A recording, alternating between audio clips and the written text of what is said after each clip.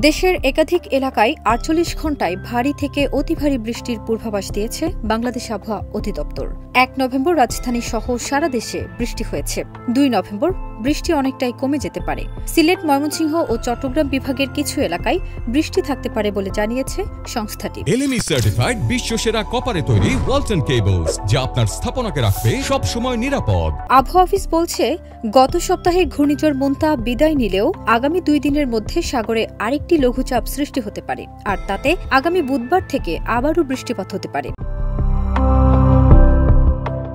আবহাওয়া অধিদপ্তরের আবহাওয়াবিদ মোহাম্মদ বজলুর রশিদ বলেন, মোন্তা সৃষ্টি হওয়ার কাছাকাছি সময়ে আরব সাগরে একটি নিম্নচাপ সৃষ্টি হয়। তাতে মোন্তার গতিপথ বাংলাদেশের উত্তরাঞ্চলমুখী হয়।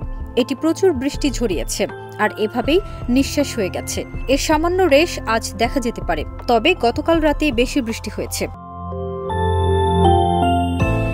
আবহাওয়া অধিদপ্তরের সূত্র জানিয়েছে, বরিশাল, চট্টগ্রাম ও সিলেট বিভাগের কিছু অংশে বৃষ্টি হতে পারে। আবহাওয়াবিদ হাফিজুর রহমান বলেন, সে বৃষ্টি বেশি না হওয়ার সম্ভাবনাই বেশি। তিনি বলেন, আজ রাজধানীতে বৃষ্টির সম্ভাবনা কম। ফারজানা নিকিতা, দেশ রূপান্তর।